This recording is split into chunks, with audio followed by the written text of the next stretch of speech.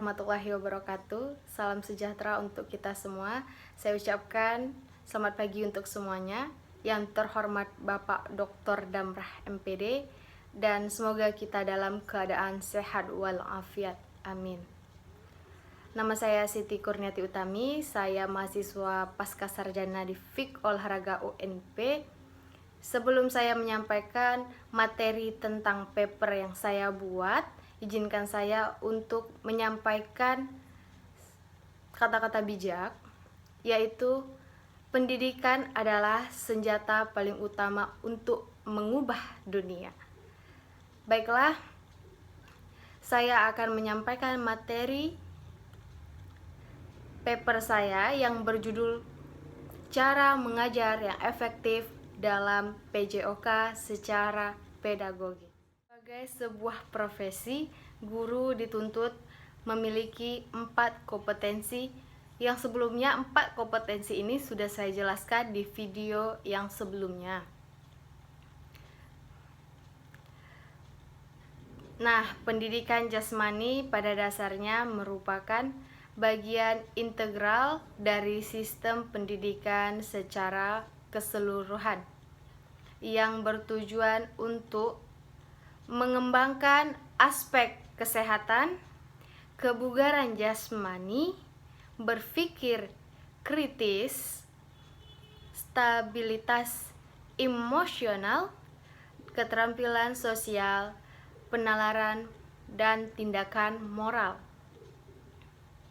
Dalam proses pembelajaran pendidikan jasmani, guru olahraga diharapkan mengajarkan berbagai keterampilan gerak dasar, teknik dan strategi permainan olahraga, serta internalisasinya nilai-nilai sportivitas, jujur, dan kerjasama, dan pembiasaan hidup yang sehat.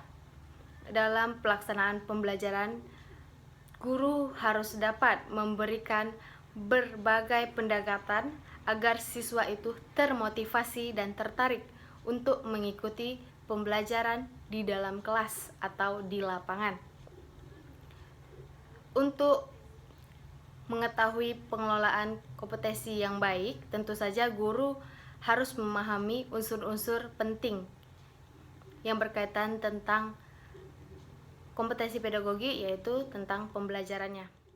Terjadinya berbagai persoalan bangsa, mulai dari korupsi merajalela, perang antar suku, antar agama, tawuran antar kampung desa, antar pelajar, antar mahasiswa yang menyebabkan diintegrasi bangsa. Keadaan yang sangat memilukan ini adalah terjadi kisruh di Dewan Perwakilan Rakyat saat sidang. Hal ini semua merupakan indikasi kegagalan pendidikan yang ada di Indonesia, terutama yang menyangkut karakter cerdas. Fenomena merosotnya karakter bangsa tersebut, perkembangannya tidak bisa diatasi secara efektif melalui proses politik. Sementara karakter harus menjadi pondasi bagi aktualisasi kecerdasan dan pengetahuan yang diabadikan untuk kepentingan bangsa, masyarakat, dan negara kesatuan Republik Indonesia. Pendidikan karakter yang menjadi bagian dari proses pembentukan akhlak anak bangsa yang saat ini diharapkan mampu menjadi pondasi utama pengembangan kualitas sumber daya manusia di masa yang akan mendatang. Bapak Soekarno pernah mengingatkan bahwa bangsa ini harus dibangun dengan mendahulukan pembangunan karakter. Karena karakter itu yang akan membuat NKRI menjadi bangsa yang besar, yang maju, dan yang jaya serta bermartabat. Zaman era kepemimpinan Soekarno waktu itu menggunakan olahraga itu sebagai instrumen pembangunan, antara lain yaitu pembangunan olahraga yang dibangun untuk Indonesia yang berkarakter dan berkebangsaan. Bahkan olahraga sendiri dijadikan sebagai salah satu arena perkukuhan, sikap pandang negara bangsa Indonesia untuk mempertahankan eksistensi dirinya di panggung dunia internasional.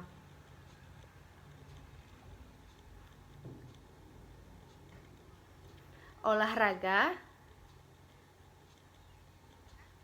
akan terlihat meningkat.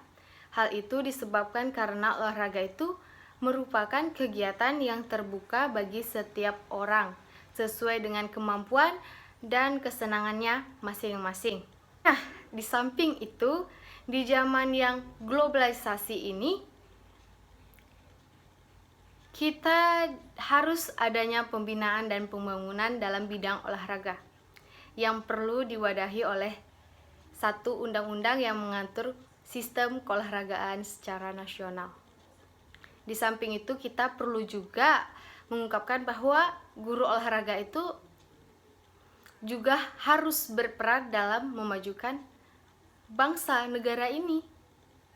Mereka harus mempunyai kurikulum yang mempunyai standar kelulusan, yang mempunyai RPP, silabus, dan sertalah semuanya itu perangkat pembelajaran. Kemudian banyak kita jumpai di sekolah-sekolah atau di kampung-kampung itu sekolah yang tidak memiliki fasilitas yang lengkap. Makanya di sini kita dituntut untuk berpikir yang cerdas. Itu khusus guru olahraga yang mengalami seperti itu.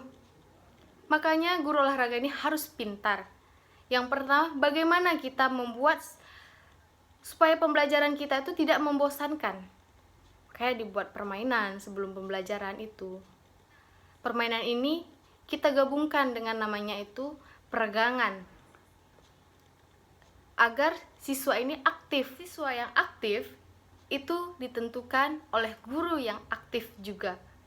Contohnya, di sekolah kita tidak ada bola yang mencukupi. Kita modifikasi. Dengan apa? Dengan yang ada di sekolah kita modifikasikan untuk pembelajaran agar pembelajaran itu tercapai, namun tidak semaksimal mungkin. Kemudian pada saat anak-anak melakukan kegiatan olahraga, bagaimana agar mereka tidak bosan? Anak yang tidak mau berolahraga menjadi mau berolahraga.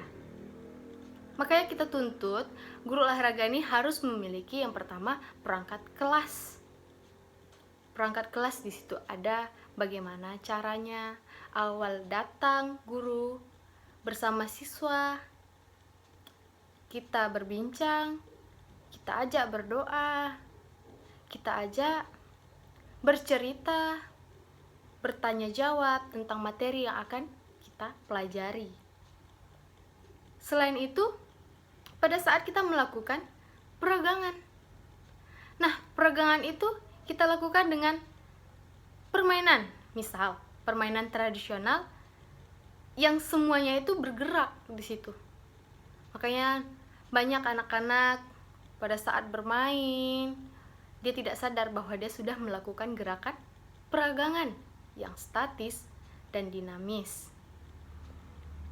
Makanya guru PJOK itu disuruh atau dituntut untuk aktif, berpikir kritis, berpikir cerdas, bagaimana ya kalau kita tidak mempunyai fasilitas? Bagaimana ya kalau si anak tidak mau berolahraga? Bagaimana caranya? Bisa jadi permainan yang kita buat tadi itu kita cari pemenangnya, berkompetisi supaya anak-anak mau bergerak. Kemudian kita kasih penilaian. Sudah kita suruh, kita kasih penilaian atau reward yang membuat anak-anak juga senang bermain, berolahraga, dan dia serius dalam belajar. Guru olahraga ini tidak hanya mengajar di lapangan, tapi ada juga menyampaikan materi di dalam kelas. Mungkin pada saat menyampaikan materi itu anak-anak bosan. Tapi tidak harus di dalam kelas untuk menyampaikan materi.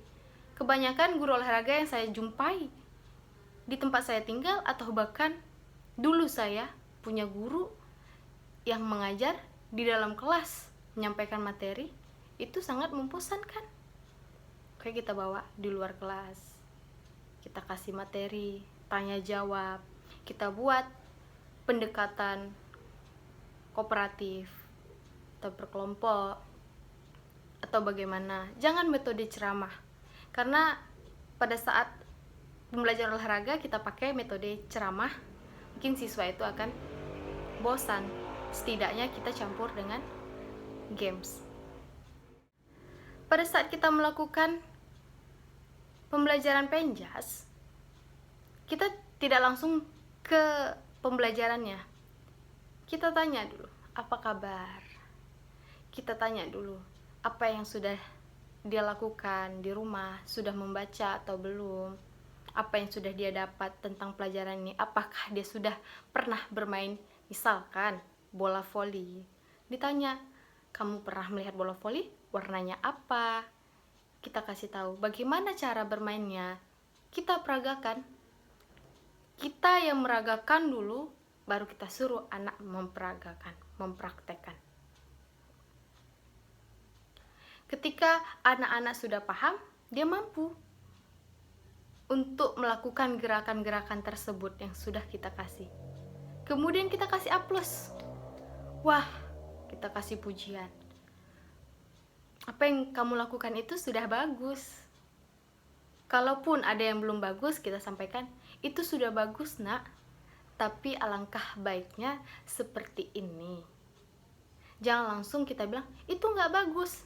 Itu akan merusak mental seorang anak yang tadinya dia suka berolahraga. Karena kita bilang itu jelek dan tidak bagus, dia jadi tidak mau berolahraga. Kemudian kita kasih tahu, berolahraga ini bisa buat mengecilkan perut buncit kamu loh gitu. Jadi untuk keindahan tubuh dia juga berpengaruh, kita sampaikan.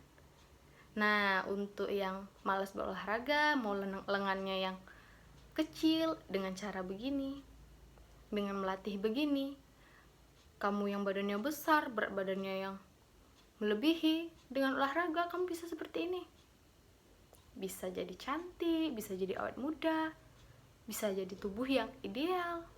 Kita kasih tahu gizinya bagaimana. Dan jangan juga kita nggak menyampaikan bahwa olahraga itu hanya sekedar senang-senang dan kita tidak tahu apa efeknya.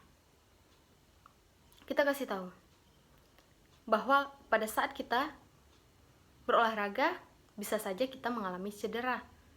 Nah, makanya sebelum melakukan olahraga kita harus peregangan dulu. Itu untuk pencegah terjadinya cedera. Baiklah, mungkin hanya itu yang dapat saya sampaikan tentang paper yang saya buat. Jadi intinya dan kesimpulan dari paper yang saya buat ini, seorang guru itu harus aktif, harus berpikir kritis, harus berinovasi agar peserta didik itu aktif dan mau belajar. Baiklah, lebih dan kurang saya mohon maaf. Saya akhiri. Assalamualaikum warahmatullahi wabarakatuh. Salam olahraga.